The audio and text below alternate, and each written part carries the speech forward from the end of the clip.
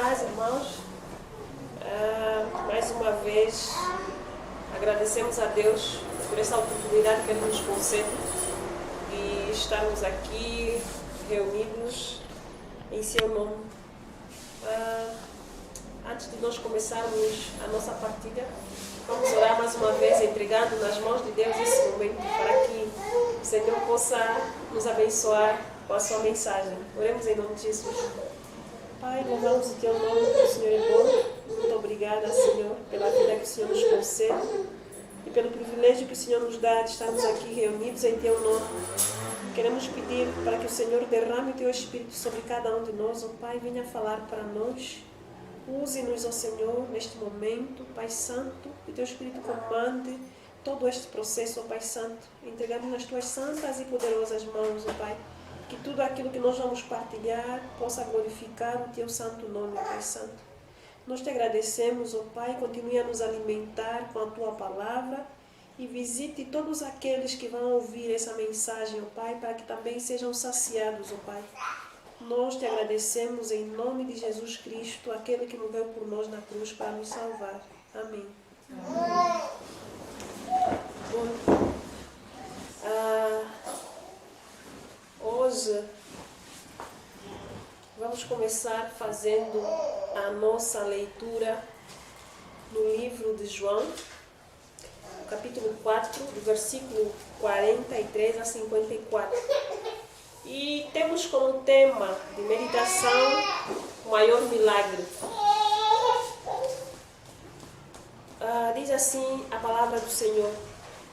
Depois daqueles 2 dias, ele partiu para a Galileia. Jesus tinha afirmado que nenhum profeta tem honra em sua própria terra. Quando chegou a Galileia, os galileus deram-lhes boas-vindas. Eles tinham visto tudo o que ele fizera em Jerusalém por ocasião da festa da Páscoa, pois também haviam estado lá. Mais uma vez, ele visitou Caná da Galileia, onde tinha transformado a água em vinho. E havia ali um oficial do rei, cujo filho estava doente em Cafarnaum. Quando ele ouviu falar que Jesus tinha chegado a Galileia, vindo da Judeia, procurou e suplicou-lhe que fosse curar seu filho, que estava à beira da morte. Disse-lhe Jesus: se vocês não virem sinais e maravilhas, nunca crerão. O oficial do rei disse: Senhor, vem antes que meu filho morra. Jesus respondeu: pode ir, o seu filho continuará vivo. O homem confiou na palavra de Jesus e partiu. Estando ele ainda a caminho, seus servos vieram ao seu encontro com notícias de que o menino estava. Quando perguntou a que horas o seu filho tinha melhorado, eles lhe disseram: a febre o deixou ontem a 1h da tarde. Então o pai percebeu que aquela fora exatamente a hora em que Jesus lhe dissera: o seu filho continuará vivo. Assim, creram ele e todos de sua casa. Esse foi o segundo sinal miraculoso que Jesus realizou depois que veio da Judeia para a Galileia. Amém? Como eu disse no princípio, o tema para a nossa meditação de hoje é o maior milagre. O texto que nós acabamos de ouvir conta-nos a história de um homem oficial que procurou Jesus porque seu filho estava a morrer. Não sabemos qual era, na verdade, a enfermidade que aquela criança tinha. Mas a verdade é que esse oficial procurou por Jesus, porque naquela cidade já havia se espalhado a fama de que Jesus transformara a água em vinho numa festa de casamento. E ele deixou os seus convidados perplexos, pois nunca antes se tinha visto e ouvido falar de tão grande maravilha. Jesus estava assim a iniciar o seu ministério, anunciando uma nova aliança a perfeita aliança com o povo de Israel, transformando a água em vinho naquele dia de casamento. Mas nós sabemos que aquele povo obstinado não compreendia que Cristo era o Messias, que lhes estava a anunciar a nova aliança que Deus estava a estabelecer com aquele povo. E nós lemos no livro de João, ainda mesmo no livro de João, no capítulo 2, versículo 11, Jesus, diz assim a palavra de Deus, Jesus principiou assim os seus sinais em Caná da Galileia e manifestou a sua glória e os seus discípulos creram nele. Amém? Bom, nesse texto, de acordo a esse texto, Cristo, depois de ter transformado a água em vinho, os seus discípulos creram nele, acreditaram que realmente Jesus Cristo era o Messias. Mas algumas pessoas que lá estavam não acreditavam, mesmo depois daquilo que Cristo fez, ainda assim continuavam a duvidar. E Jesus fez a seguinte afirmação: se vocês não virem sinais e maravilhas, nunca crerão. Aquele homem procurou porque estava aflito. Ele tinha um filho doente e decidiu procurar a Jesus. Ele ouviu que Jesus já tinha feito um milagre na festa de casamento em que Jesus Cristo tinha sido convidado, ele e seus discípulos. E aquela fama se espalhou por toda a cidade. Então aquele homem, na aflição de ver o seu filho a morrer, então pensou em procurar por Jesus. E nós conseguimos compreender aqui que aquele homem não procurou Jesus porque acreditava que Jesus Cristo era o Messias, mas porque ele estava numa condição em que não havia formas de como socorrer o seu filho. O seu filho estava à beira da morte. Então, ouvindo falar sobre Jesus, ele pensou: eu acho que tenho a solução para o meu problema. Se esse Cristo consegue transformar a água em vinho, é porque ele também pode curar o meu filho. Então ele procurou a Jesus, não porque Jesus era o Messias, aquele que os judeus esperavam. Procurou porque estava a precisar de ajuda. E daí Jesus ter feito a afirmação quando esse homem dirigiu-se a ele, pedindo para que Jesus fosse socorrer o seu filho: se vocês não virem sinais e maravilhas, nunca crerão. E nós sabemos que aquele povo era incrédulo, incircunciso de coração. Infelizmente, Cristo não era aceito pelos judeus, era rejeitado e humilhado pelos seus. E nós podemos ler no livro de João, no capítulo 1, versículo 11. Ele veio para o que era seu, mas os seus não o receberam. Aquele povo não estava disposto a acreditar, a aceitar Jesus Cristo como o Messias. E nós vamos ler também no livro de Lucas, no capítulo 4, versículo 16 a 31. E diz assim a palavra do Senhor: chegando a Nazaré, onde fora criado, entrou na sinagoga no dia de sábado, segundo o seu costume, e levantou-se para fazer a leitura. Entregaram-lhe o livro do profeta Isaías. Ele o abriu e achou o lugar em que estava escrito: o Espírito do Senhor está sobre mim, porque me ungiu para anunciar boas novas aos pobres. Enviou-me para proclamar libertação aos presos e restauração da vista aos cegos, para pôr em liberdade os oprimidos e para proclamar o ano aceitável do Senhor. E fechando o livro, devolveu ao assistente e sentou-se, e os olhares de todos na sinagoga estavam fixos nele. Então ele começou a dizer-lhes: hoje se cumpriu esta passagem da Escritura que acabais de ouvir. Todos o aprovavam e, admirando-se das palavras de graça que saíam da sua boca, perguntavam: este não é o filho de José? Jesus lhes disse: sem dúvida me direis este provérbio: médico, cura a ti mesmo.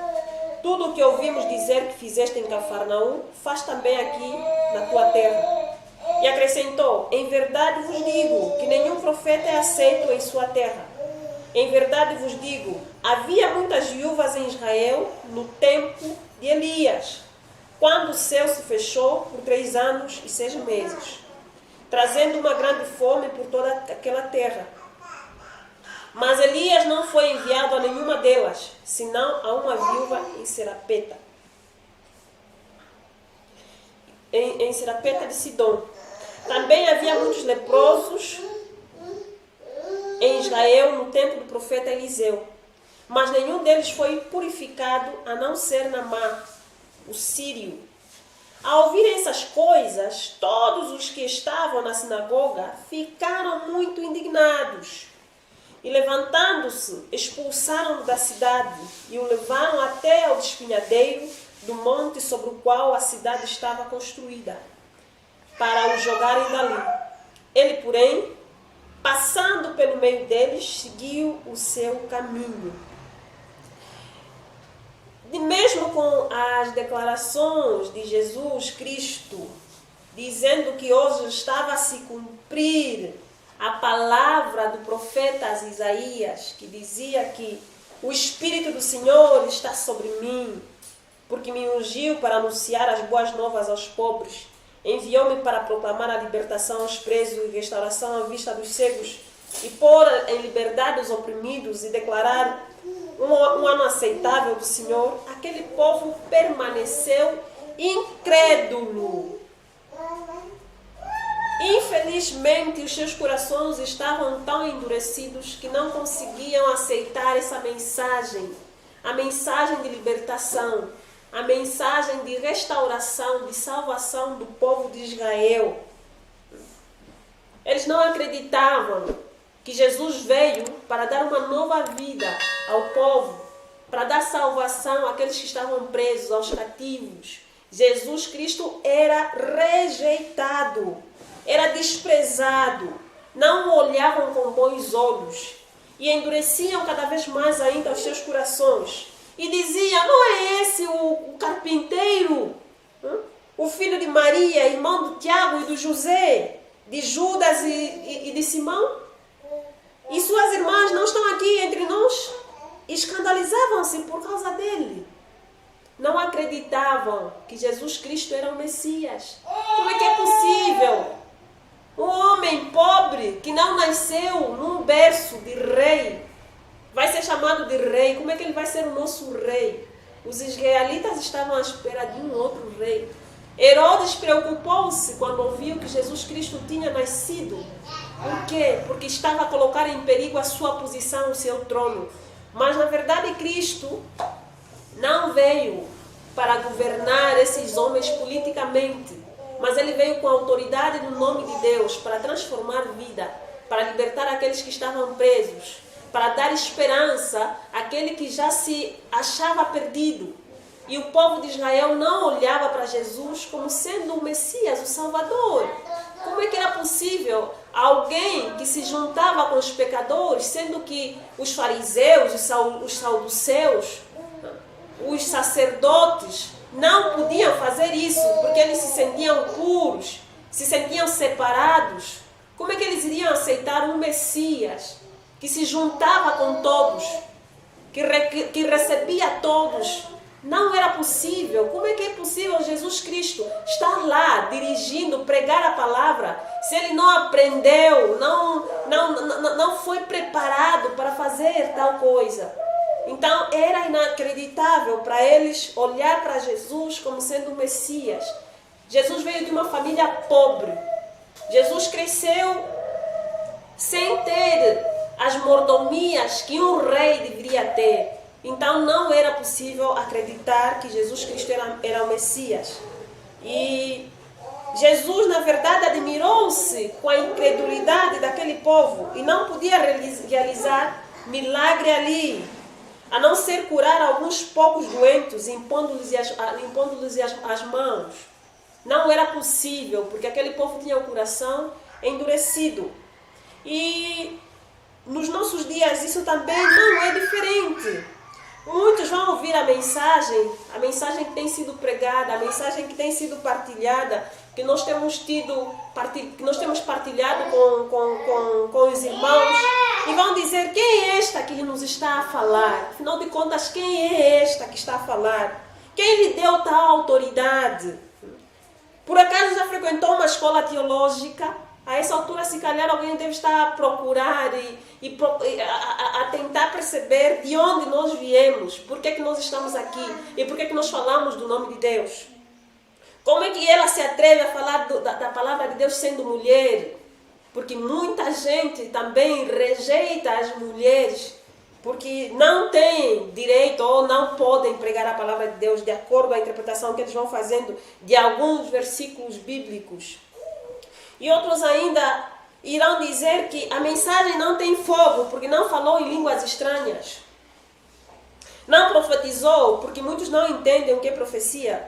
Mas é isso que nós estamos a fazer, pois estamos a consolar, estamos a exortar, estamos a edificar. E na verdade quem nos deu essa autoridade é Deus. Se nós formos ao livro de Atos, no capítulo 2, versículo 17 a 22, a palavra de Deus nos diz o seguinte: e nos últimos dias acontecerá, diz Deus, que do meu espírito derramarei sobre toda a carne. E vossos filhos e vossas filhas profetizarão. Os vossos jovens terão visões e os vossos velhos terão sonhos. E também do meu espírito derramarei sobre os meus servos e as minhas servas naqueles dias. E profetizarão. E farei aparecer prodígios em cima no céu e sinais embaixo na terra, sangue, fogo e vapor de fumo. O sol se converterá em trevas e a lua em sangue, antes de chegar o grande e glorioso dia do Senhor. E acontecerá que todo aquele que invocar o nome do Senhor será salvo. Esse mesmo Espírito, que foi derramado sobre os apóstolos naquele dia, é o mesmo que nos é derramado hoje. O Senhor continua a operar em nossas vidas.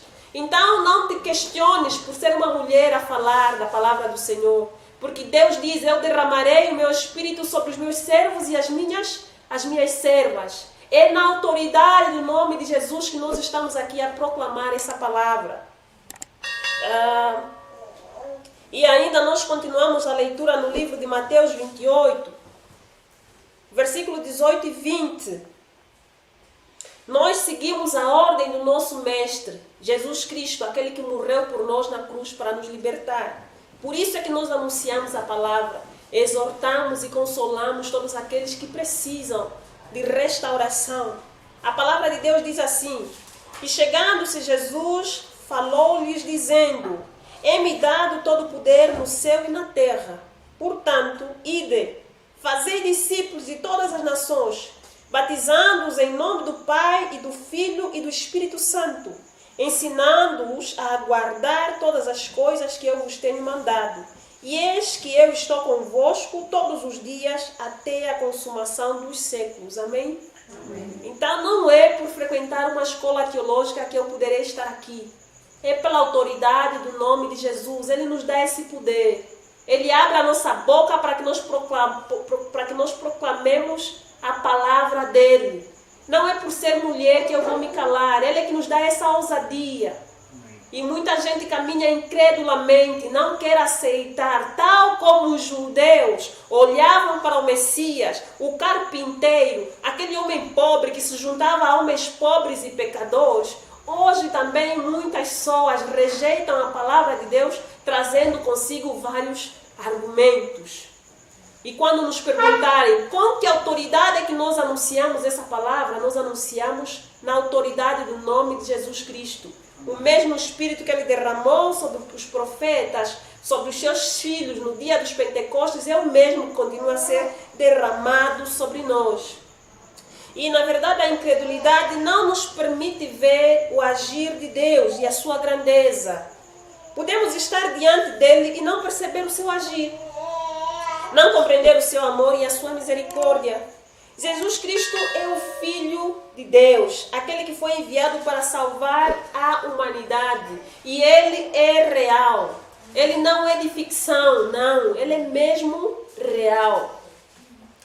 A palavra de Deus no livro de João, no capítulo 3, um texto bastante conhecido por nós, do versículo 16 ao versículo 18, diz o seguinte: porque Deus amou o mundo de tal maneira que deu o seu Filho unigênito para que todo aquele que nele crê não pereça, mas tenha a vida eterna. Porque Deus enviou seu Filho ao mundo não para que condenasse o mundo, mas para que o mundo fosse salvo por ele. Mas quem crê nele não é condenado, mas quem não crê já está condenado, porquanto não crê no nome do unigênito Filho de Deus. Amém? Amém. Então, Jesus Cristo foi enviado pelo Pai para salvar todo aquele que nele crê.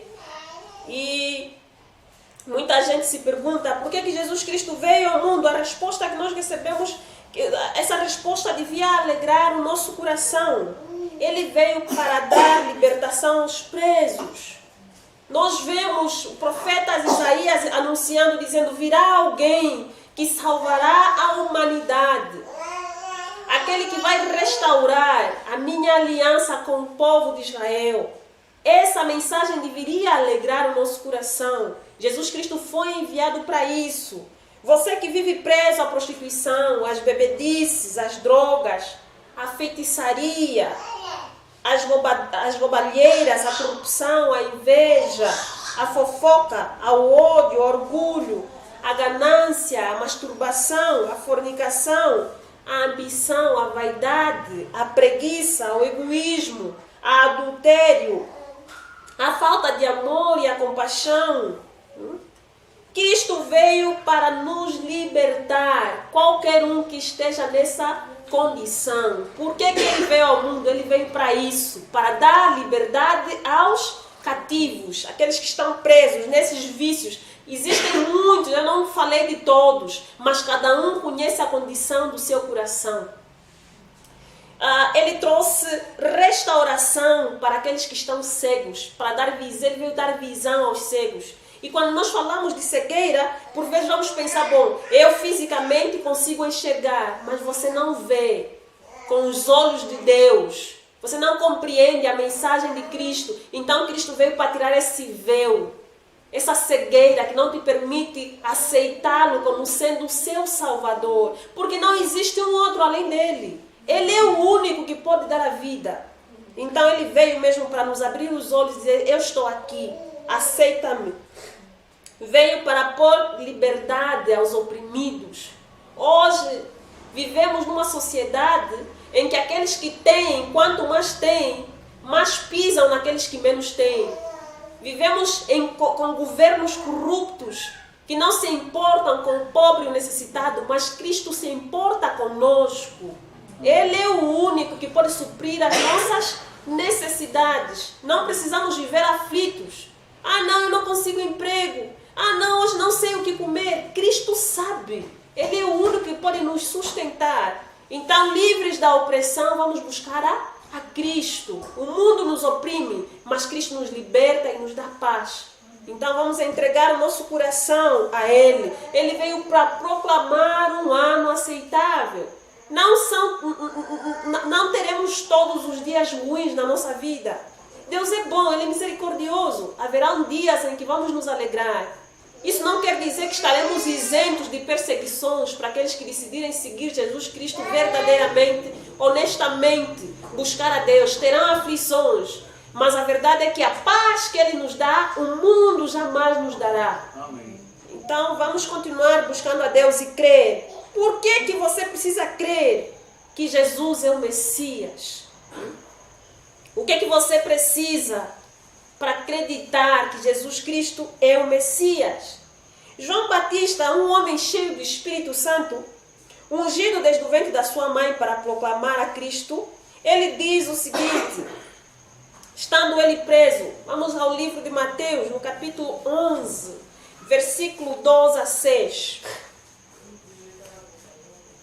E diz assim a palavra do Senhor: ouvindo no cárcere falar dos feitos de Cristo, enviou 2 dos seus discípulos, dizendo: és tu aquele que havia de vir, ou esperamos outro?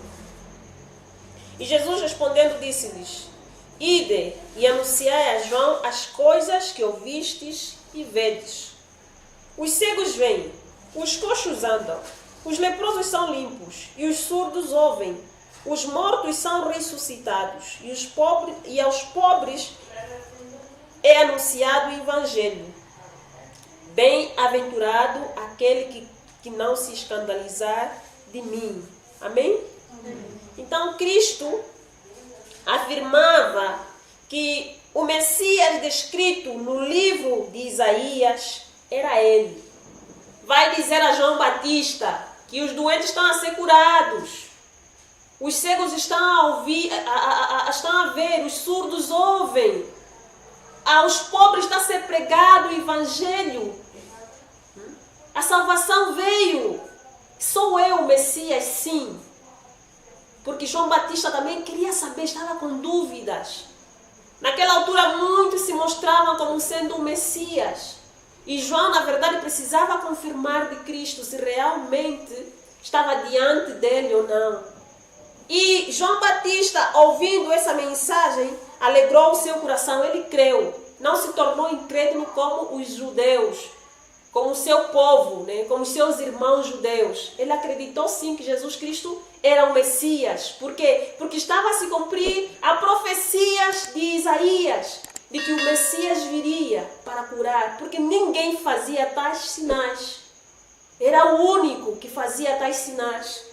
E nós vemos que os discípulos de João Batista, ao ouvirem essa mensagem, também decidiram seguir a Jesus Cristo, tornaram-se também seus seguidores. Decidiram segui-lo. Qual é o interesse que nós temos por Cristo, afinal de contas? Será que nós também seguimos ao Senhor porque cremos que Ele é o Salvador? Cristo era seguido e aclamado por grandes multidões. A palavra de Deus nos diz isso. Depois da multiplicação dos pães e dos peixes, Jesus, nós vemos uma grande multidão seguindo-o. E podemos confirmar lendo o livro de João, no capítulo 6, versículo 26 a 29. Depois de Jesus ter multiplicado os pães e os peixes, ele saiu de uma cidade para outra. E as pessoas que lhe tinham visto fazer aquele milagre, aquelas maravilhas, decidiram continuar a seguir a Jesus. E estando na outra margem, né, Jesus estava com essas pessoas que lhe seguiam. Ele respondeu-lhes e disse-lhes: na verdade vos digo que me buscais, não pelos sinais que vistes, mas porque comestes do pão e vos saciastes. Trabalhai não pela comida que perece, mas pela comida que permanece para a vida eterna, a qual o Filho do Homem vos dará. Porque a este o Pai, Deus, o selou. Disseram-lhe, pois, que faremos para executarmos as obras de Deus? Jesus respondeu e disse-lhes: a obra de Deus é esta, que creias naquele que Ele enviou. Amém? Então nós estamos a ver aqui a multidão a seguir a Jesus. Mas na verdade, as suas intenções não eram de buscar a salvação. Eles não estavam a buscar a comida que sacia a alma, que é Cristo. Eles estavam preocupados em satisfazer as suas necessidades físicas, simplesmente. Estavam preocupados com o pão que aqui um dia perece. E não estavam preocupados com o pão que dá a vida eterna. E Jesus conhecia as intenções dos corações daquelas pessoas que lhes estavam a seguir. Qual é a nossa fome? O mundo hoje continua a seguir a Jesus, mas muitos com motivações erradas. Muitos estão a correr atrás do vento porque ainda não entenderam quem realmente Cristo é. Será que nós já paramos para nos perguntar por que é que nós seguimos a Cristo? Qual é o nosso interesse em querer conhecer Cristo, em querer ouvi-lo? Queremos multiplicação de pães e de peixes? Ou queremos ter a nossa vida transformada, restaurada, salva do pecado, da morte, do inferno, da condenação eterna? Qual é o nosso interesse ao seguirmos a Jesus? Lendo o livro do irmão Yu, ele diz num dos trechos da sua obra: na China, os maiores milagres não são as curas e outros fatos semelhantes, mas sim as vidas transformadas pelo Evangelho. Não pensamos que fomos chamados para seguir sinais e maravilhas, mas acreditamos que estes nos seguem quando pregamos o Evangelho. Não fixamos os olhos neles, mantemos o olhar fixo em Jesus. Amém? Essa palavra, na verdade, é muito forte. Por quê? Porque a maior parte das pessoas procura Cristo não por aquilo que Ele é, mas por aquilo que Ele pode dar. E quando nós ouvimos essa mensagem, se calhar vamos dizer assim: não, mas Cristo cura, Cristo faz com que o paralítico ande. Cristo pode sim multiplicar os pães, pode sim multiplicar, mas Ele não pode ser como se fosse o Aladim, é só passar a mão aí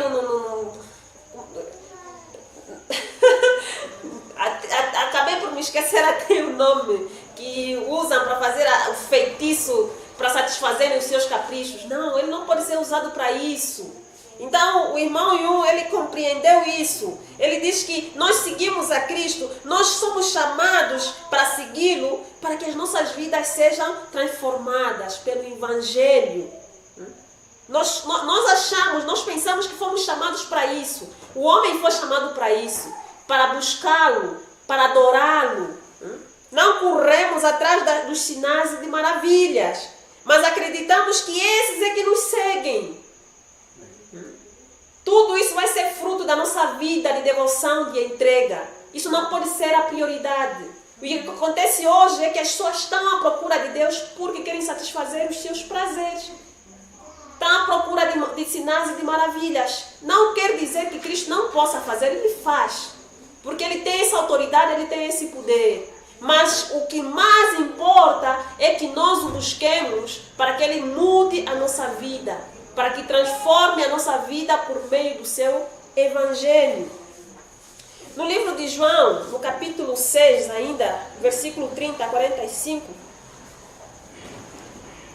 nós lemos o seguinte: disseram-lhe, pois, que sinal, pois, fazes tu, para que o vejamos e criamos em ti? Que operas tu? Nossos pais comeram maná no deserto, como está escrito: deu-lhes a comer o pão do céu. Disse-lhes, pois, Jesus: na verdade vos digo, Moisés não vos deu o pão do céu, mas meu Pai vos dá o verdadeiro pão do céu. Porque o pão de Deus é aquele que desce do céu e dá vida ao mundo. Disseram-lhe, pois, Senhor, dá-nos sempre desse pão. E Jesus lhes disse: eu sou o pão da vida. Aquele que vem a mim não terá fome, e quem crê em mim nunca terá sede. Mas já vos disse que também vós me vistes, e contudo não credes. Todo o que o Pai me dá virá a mim, e o que vem a mim, de maneira nenhuma o lançarei fora.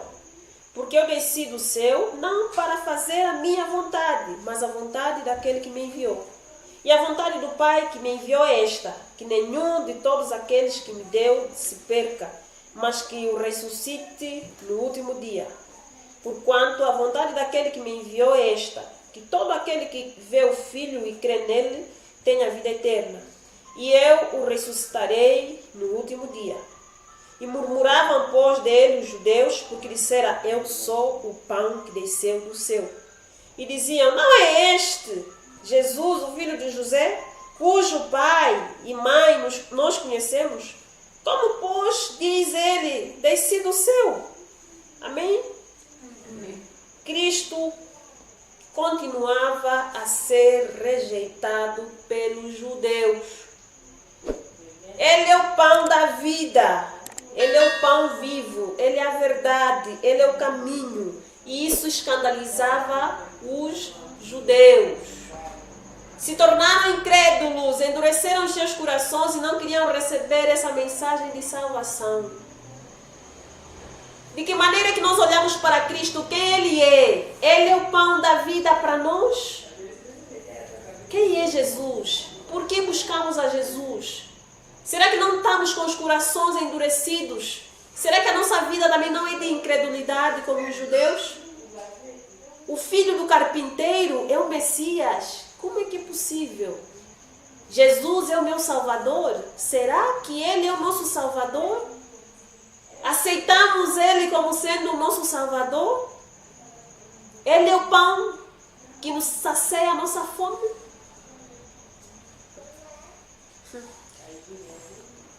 A incredulidade faz com que nós não consigamos enxergar as maravilhas que Cristo pode fazer em nossas vidas.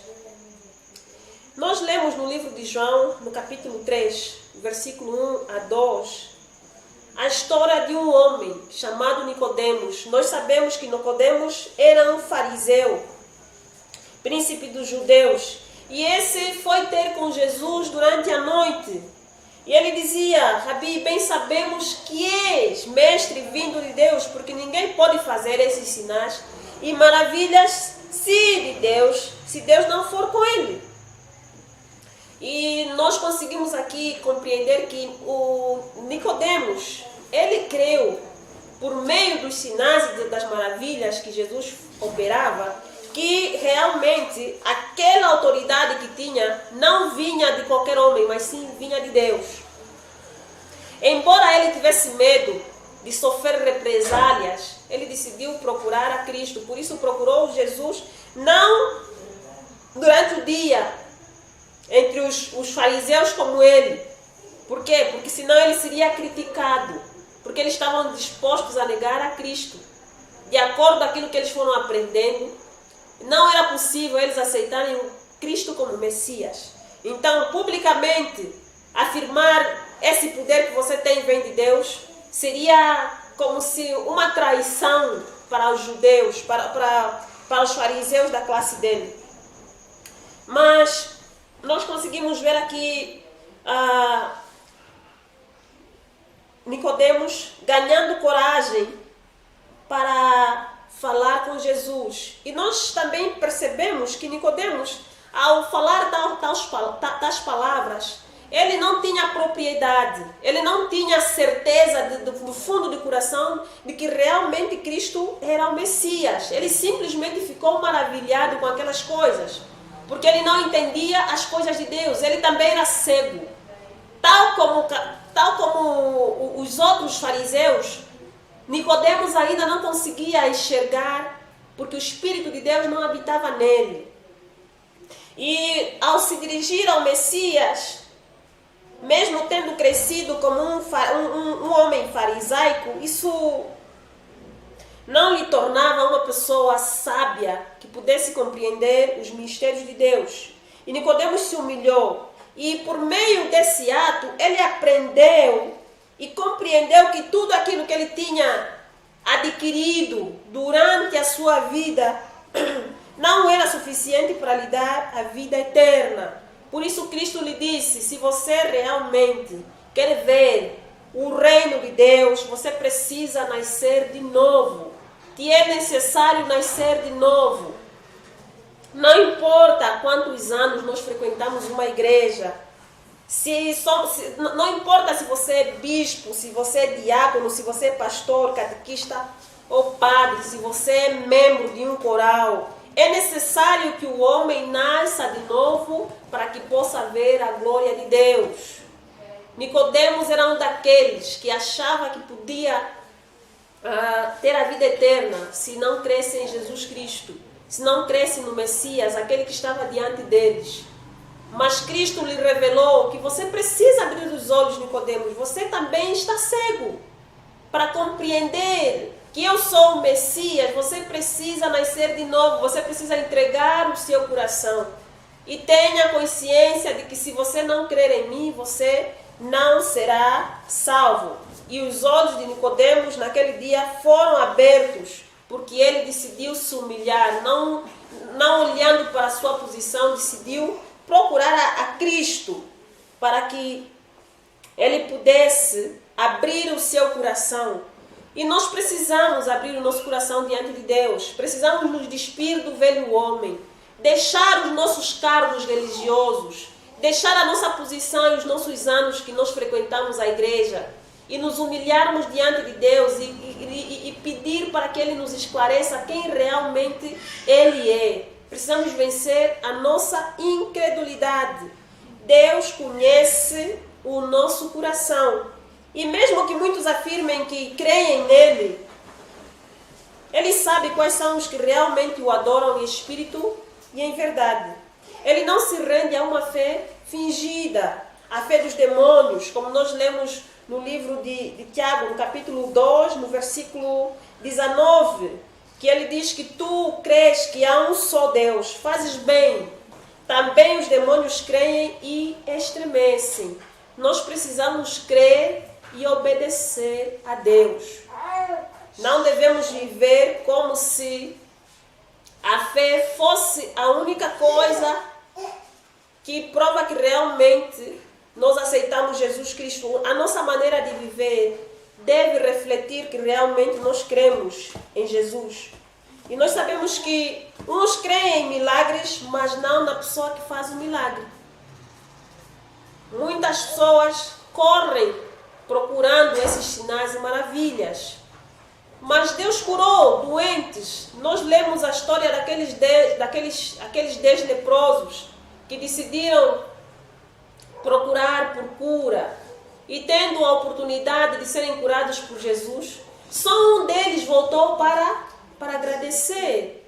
Por quê? Porque só estavam interessados no milagre que Cristo iria fazer, mas não estavam interessados na pessoa que realizou aquele milagre. Então, é necessário que nós possamos crer que realmente Cristo é o Messias. E os judeus, infelizmente, mesmo olhando para os sinais e maravilhas que Cristo fazia, mesmo sabendo que estava a se cumprir a profecia, simplesmente rejeitavam a Cristo por causa da sua origem. Jesus Cristo era desprezado. E muitas pessoas, se calhar, hoje também passam por essa rejeição. Se sentem pobres e humilhadas. Mas a salvação veio para todos. Veio para todo aquele que crê que realmente Jesus Cristo é o Messias. Esse será salvo. E, continuando a nossa leitura, no livro de João, no capítulo 3, a palavra de Deus diz que Cristo não veio para condenar o mundo, mas para salvar, por meio de Cristo Jesus, os nossos pecados. Não importa qual seja a nossa condição, qual é o tamanho do nosso pecado, não importa qual é o tamanho da nossa culpa. Jesus Cristo veio para tirar os pecados de toda a humanidade. No livro de João 1:19 diz que João Batista, quando estava no deserto, ele diz que ao olhar para Cristo, eis o Cordeiro de Deus que tira o pecado do mundo. Olhando para Cristo, ele viu o Cordeiro, aquele que foi enviado para tirar o pecado do mundo. Jesus Cristo veio para tirar o pecado do mundo, ele veio para nos santificar. Ele veio para esclarecer o caminho certo que nós devemos seguir. Veio para nos tirar da morte para a vida. E a vida que Cristo quer que nós tenhamos é uma vida de santidade, uma vida longe do pecado. Deus quer que nós façamos a diferença neste mundo corrompido. Então, se realmente Ele veio para tirar o pecado do mundo, não quer dizer que nós vamos continuar na vida de pecado. Devemos sim viver em santidade porque Ele é santo. 1 de João, no capítulo 1, versículo 13 a 19, a palavra de Deus diz assim: portanto, Cingindo os lombos do vosso entendimento, sede sóbrios e esperai inteiramente na graça que se vos ofereceu na revelação de Jesus Cristo, como filhos obedientes, não vos conformando com as concupiscências que antes havia em vossa ignorância. Mas como é santo aquele que vos chamou, sede vós também santos em toda a vossa maneira de viver. Porquanto está escrito, sede santos, porque eu sou santo. E se invocais por Pai aquele que sem acepção de pessoas julga segundo as obras de cada um, andai em temor durante o tempo da vossa vida, da vossa peregrinação, sabendo que não foi com coisas corruptíveis como prata ou ouro que fostes resgatados da vossa vã maneira de viver, que por tradição recebestes dos vossos pais, mas com o precioso sangue de Cristo, como de um cordeiro imaculado e incontaminado. Amém? Esse Cristo, o Messias, ele se doou como um sacrifício perfeito para nos resgatar do pecado. Então nós devemos honrá-lo, devemos respeitá-lo, devemos amá-lo, porque ele se doou como um cordeiro para ser sacrificado pelos pecados de toda a humanidade. Então não vamos olhar para esse sacrifício de forma desprezível. Jesus Cristo é o Messias. Realmente Ele é o Salvador de toda a humanidade. E nós começamos com o tema O Maior Milagre. Cristo é o maior milagre. Amém. Não existe outra forma de olhar para Cristo. É aquele que supre as nossas necessidades. Cristo é aquele que nos deu a vida. Cristo é aquele que morreu para nós, que fez o sacrifício perfeito, nos purificando do pecado. Aquele que perdoa os seus pecados. Que milagre mais vamos querer se não sermos lavados com o sangue de Cristo? E nós só somos lavados quando nós nos rendemos a Ele. Cristo é o maior milagre, porque Ele tira os nossos pecados.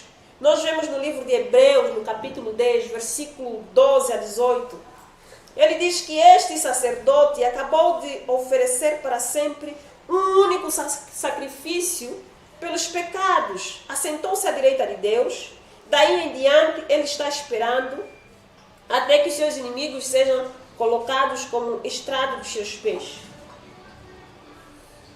Porque por meio de um único sacrifício, ele aperfeiçoou para sempre os que estão sendo santificados. O Espírito Santo também nos testifica a este respeito.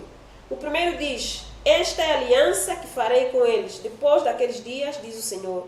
Porei as minhas leis em seus corações e as escreverei em suas mentes. E acrescenta, dos seus pecados e iniquidades não me lembrarei.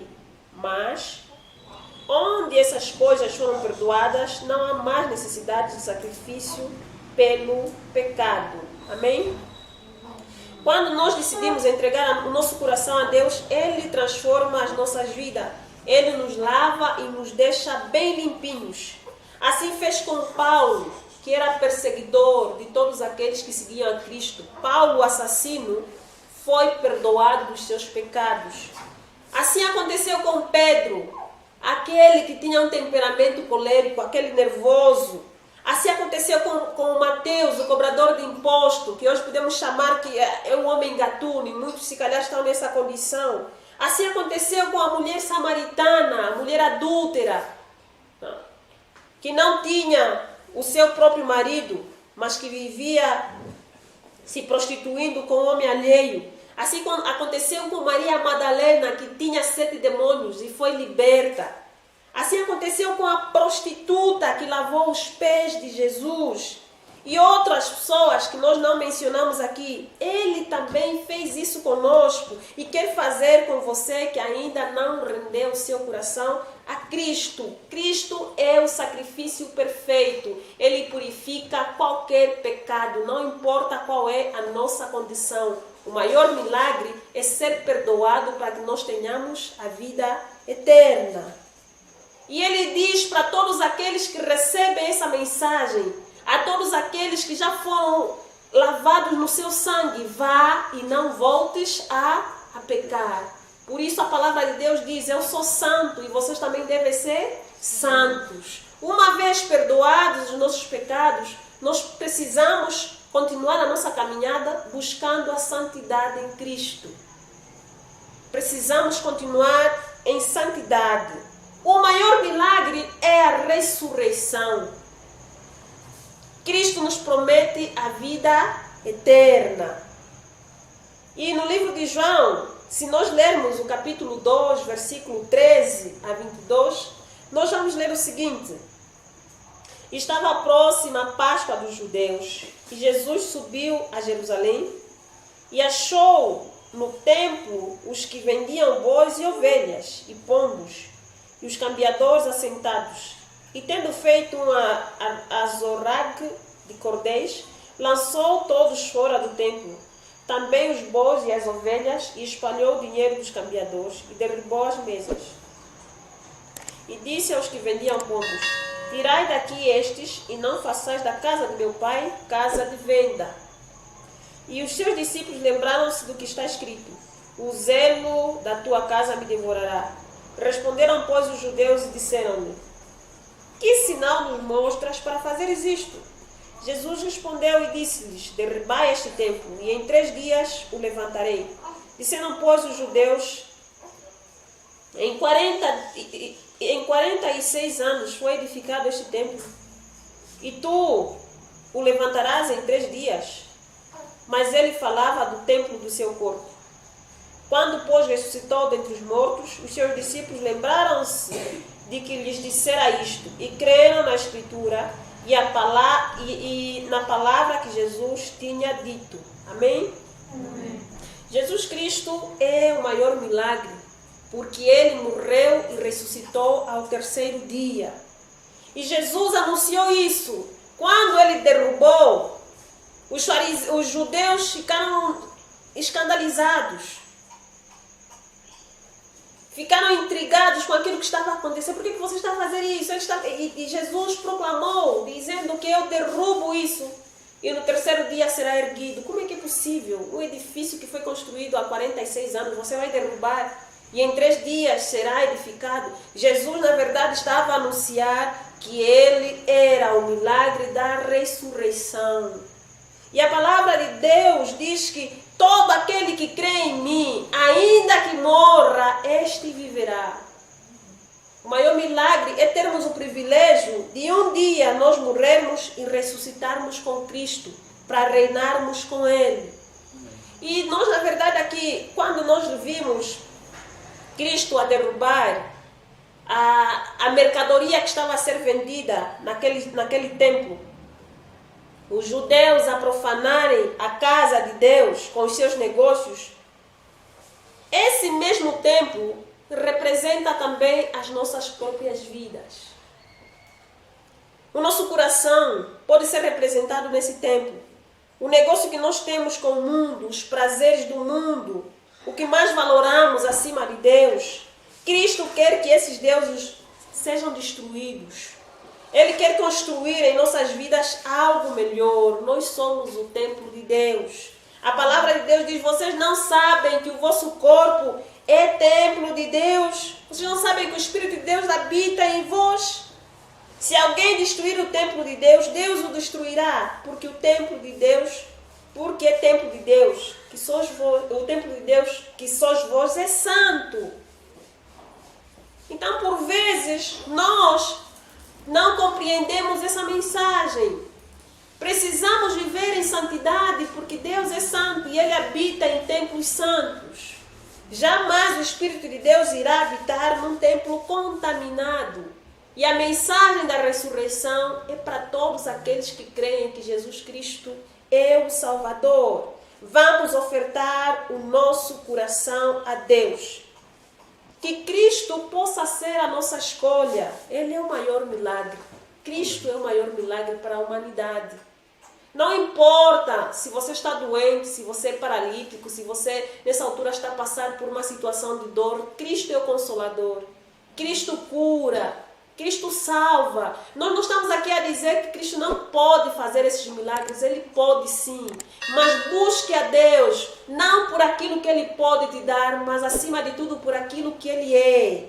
Cristo é o Salvador da humanidade. Os judeus não criam que Ele era o Messias.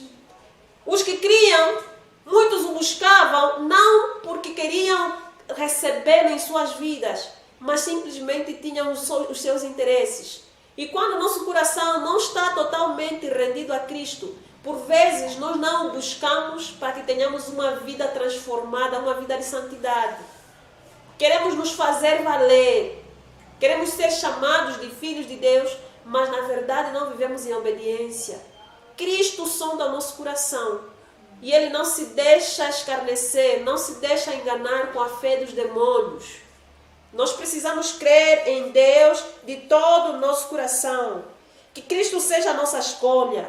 Que o busquemos acima dos nossos sonhos, dos nossos projetos e dos nossos planos. Que nós possamos buscar a Deus não somente para sermos felizes, mas para que seja a nossa santidade. E que Cristo seja essa pedra de valor que muitos rejeitaram e que muitos continuam a rejeitar. Ele é a pedra preciosa. Cristo é o maior milagre que a humanidade esperava. Porque por Ele, para Ele, por meio dEle, são todas as coisas. Ele é o alfa, Ele é o ômega. Ele é o princípio, Ele é o fim. Aquele que é, aquele que era e aquele que há de vir para julgar os vivos e os mortos e reinará com os seus santos. Então não vamos esperar outro milagre senão Cristo. Cristo é o maior milagre. Ele nos dá a vida, Ele perdoa os nossos pecados e Ele nos ressuscita ao terceiro dia. Então que a nossa vida possa estar voltada para Cristo. Não busquemos por aquilo que Ele pode nos dar, mas por aquilo que Ele é. Ele vai nos acrescentar aquilo que realmente nós necessitamos. Amém? Amém. Essa é a palavra que nós trouxemos para partilhar com os irmãos. Que Cristo possa nos abençoar. Amém.